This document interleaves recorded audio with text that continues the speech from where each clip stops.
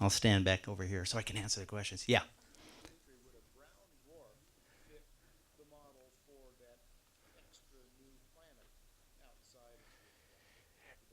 Yeah, so the question is, will brown dwarf fit that extra new planet?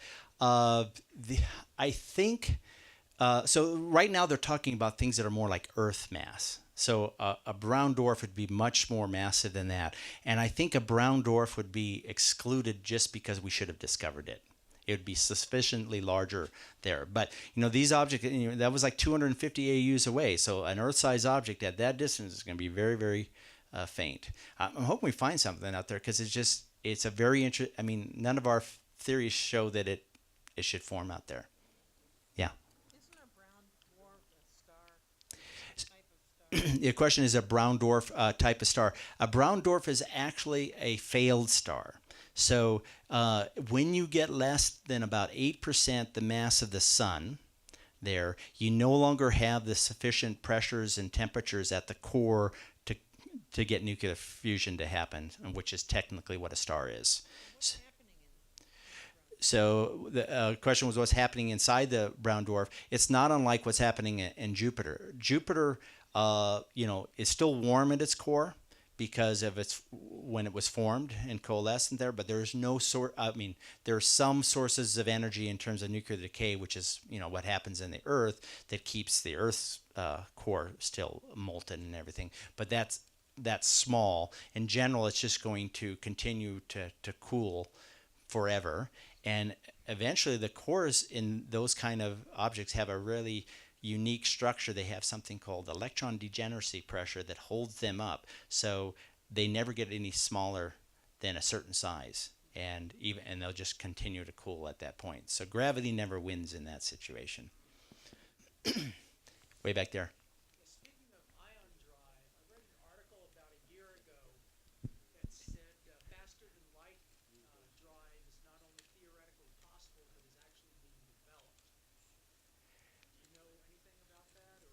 No, I mean, I would, I don't think there's any development along those lines. And right now there's no physics that said that we can even go faster than the speed of light. As far as we know, that's still faster. They might, I wouldn't be faster than light, but the best that, you can do is actually propel your propellant at near the speed of light. But it turns out that there's no actually end to that as well. I mean, you can never get anything accelerated to the speed of light, and the more there's kind of this, not a law of machine returns, but you start to get more and more thrust. But if you were to look at the velocity, it'd be 0.99, 0.999. It slowly, creep up to that. But yeah, I haven't heard anything along those lines. Right now, we are so much lower than that in terms of kind of the speeds that we actually can attain. Yeah. Oh yeah. Question is, any of the dwarf planets have magnetic field? Um, none of them we know of do. There was another story that I was going to look at. I'm trying to think which one that was. Ganymede, the moon of Jupiter. It's got a magnetic field. So yeah, it was kind of an interesting story on that subject this last month. Yeah.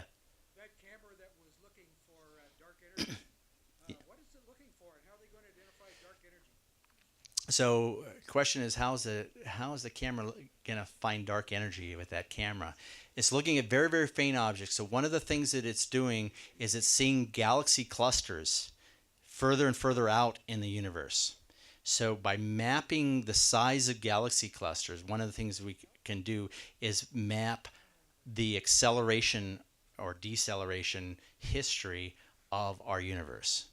So uh, that's one of the key things that they're actually doing, is looking at that. And there's some other things where you can look from galaxy to galaxy and everything. But basically, they're looking at the evolution of structure as you go through time and everything.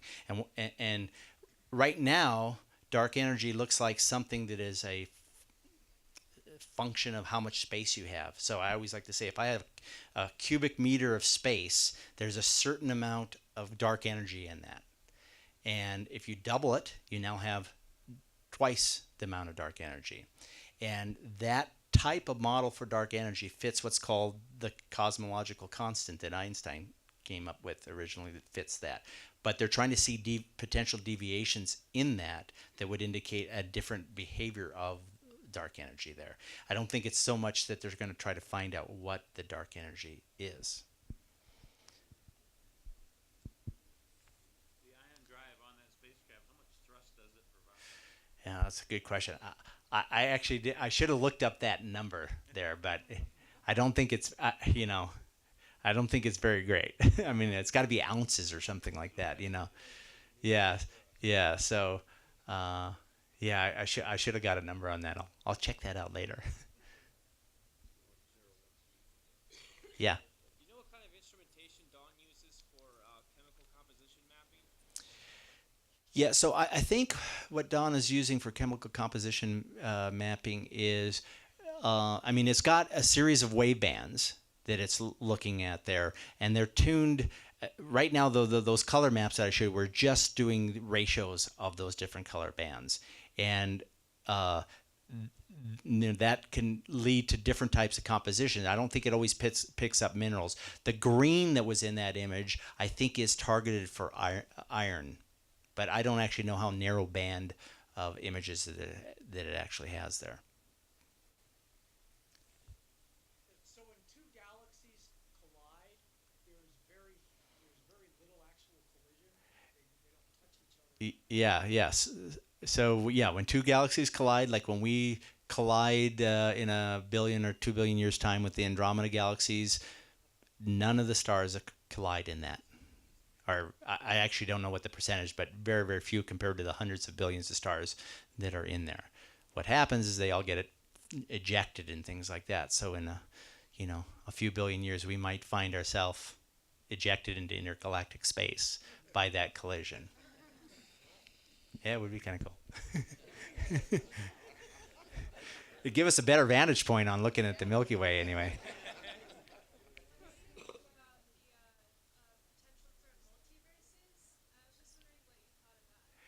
The question is what I thought about multiverses and things.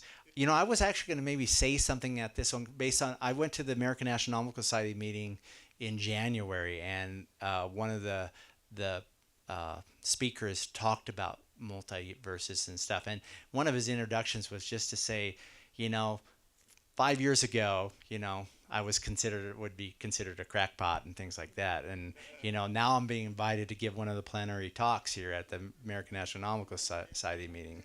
And, one of the most interesting things that I came away from that in terms of looking at multiverses is that you've heard of something called inflation and everything. Inflation is required to explain why we see the same things in different directions and a lot of other properties of the universe. And the inflationary period, which happened very early on, the universe expanded very, very, very quickly.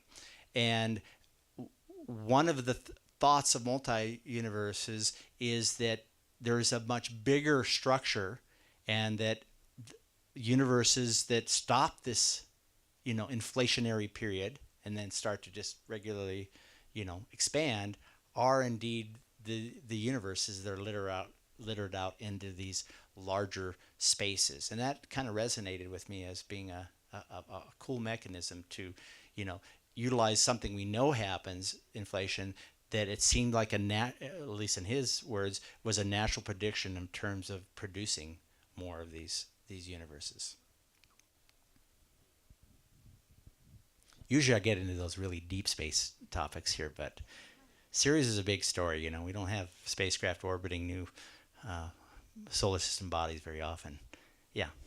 Well, I saw something maybe on History too, like the universe, about like our universe will stop expanding someday, and we won't be able to see anything, and it'll what So question is what the fate of our universe is going to be. A lot of people like to think that it'll stop and recollapse because then there's this nice cyclic thing that is going on. But based on what we know, particularly with the dark energy in there, the dark energy is causing the universe to accelerate even faster and faster. So a very interesting outcome of that is that things that we see in the distant universe will eventually start to accelerate at speeds that they drop off of our horizon.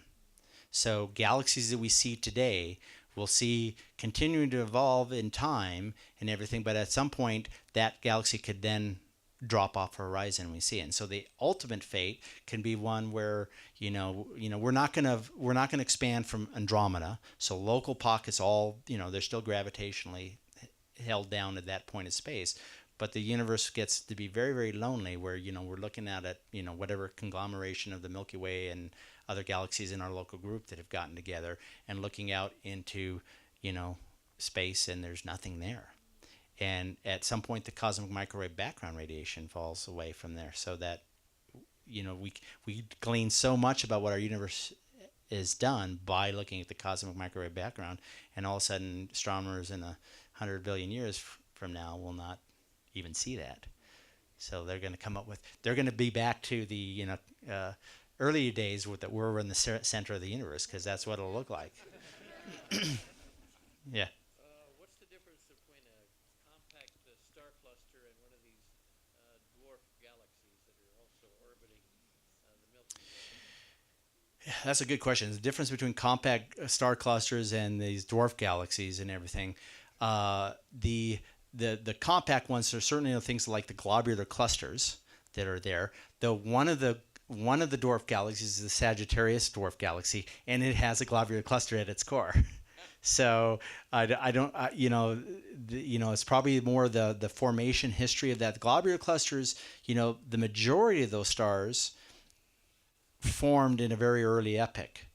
And we used to think that, though, this is like one big giant star formation event and everything. I might talk about this later, but they had something I looked at this last month, but Hubble was looking at all his discoveries of, that it's been done, and they were keying in on stars. And one of the things is these globular clusters aren't as simple as we thought they were. There's lots of different, star forming events that have occurred into those. So on that scale, I would say the dwarf ones are the stars are not compact for sure. You saw that one there, and even that other one is that I showed you, Leo 1. There's no doubt there's a galaxy there, but it's not anywhere close to what that you see in terms of a globular cluster. And there's a lot more dark matter in them and everything, and we think there might be galaxies out there that have just dark matter and haven't turned on any star formation at all. And that's all the stuff that we're trying to unravel about that.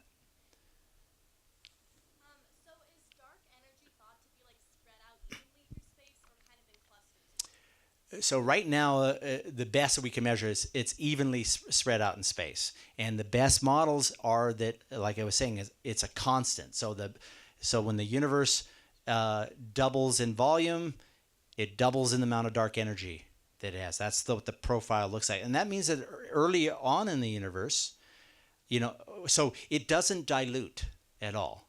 Right? It's always the same amount per cubic meter, whereas the amount of matter in the universe is diluted. Every time we double the universe's volume, we have the density in there. So if you can go back early in the universe, that's the thing, is dark energy really didn't have anything to do with how the universe was expanding.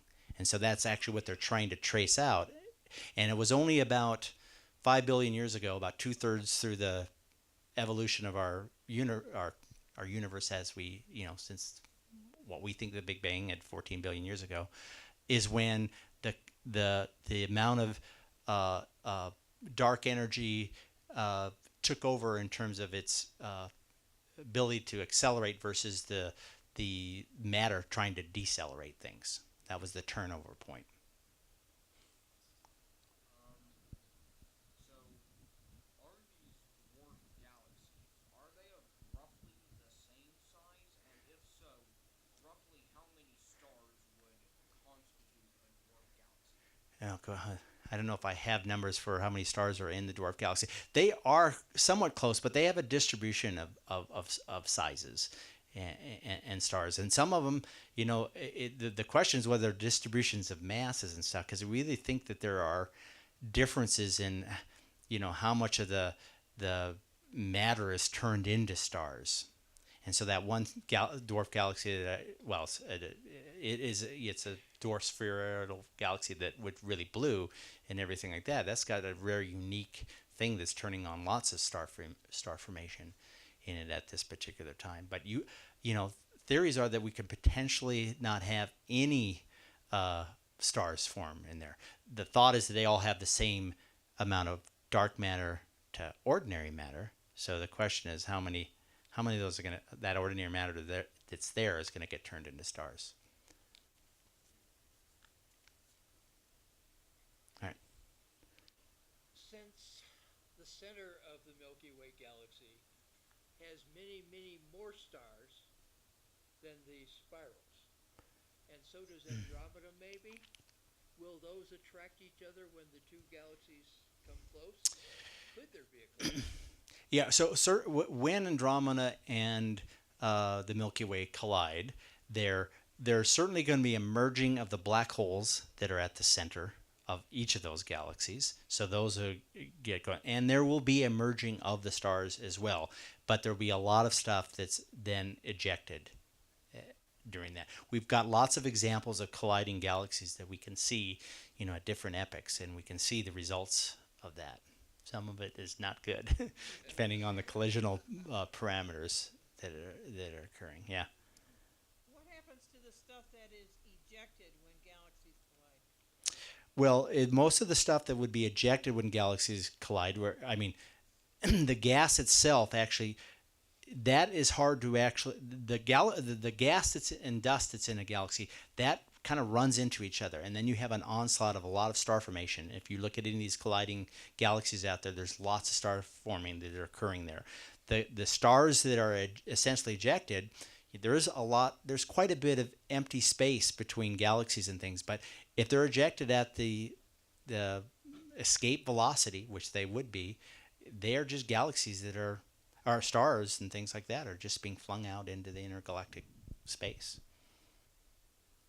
And there are some stars that are out there now. They're not easy to detect there, but there is stuff out in between there. Okay. How do you follow the Dawn mission on the web? Yeah, so I probably had. If you just Google it, the best site is the JPL site there, and then there's another blog. I'm finding that there's more and more stuff on blogs these days, actually. And I'll have some links to the Dawn mission that if you wanted to go to our website that lease on the stories that I reported here, and they're generally in one place there. But there are these blogs that actually talk about what they're going to be doing in these various time frames, what instruments are going to be on, what kind of observations, and all of that. You talked about dark energy being a function of the amount of space you have, and you increase the amount of space, you have the same energy density. How do they get around not violating energy conservation? Yeah, question, how do we don't violate energy conservation? The expanding universe violates energy conservation. Okay, and that's one of the things that people look at. From a physicist standpoint, that is something that is, like, you can't break that, but it's broken somewhere. So there are things that make a head. Another thing I was thinking of talking about, but we'll reserve that for some other time. But there was some stories that came out about there was no Big Bang. Did anyone hear about that? Yeah. That story and everything like that? And so, which was it wasn't that there was no Big Bang. These theories predict that there was no singularity.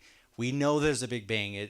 That happened. That's the expanding universe. That's everything that we see. We go back to a certain time, but previous to that time, if you run it all the way back to one conclusion is you have a singularity, but those things start to bump up against quantum mechanics, and so quantum mechanics and gravity are the big things that they don't want to play together, and somewhere in there is going to be figuring that out. And there's other cool stuff. If anyone reads Scientific American about these firewalls and stuff, that now we see black holes where there's these competing theories that say that maybe you don't just fall into a black hole and get past the event horizon and you're fine until you run into singularity. Maybe not be a singularity there as well. And then as soon as you go through the event horizon, you hit basically a firewall, they call it. So. And isn't the speed of light another firewall? Because if there's no perpetual motion and something has to be initiated if it's idea that there's a constant speed of light.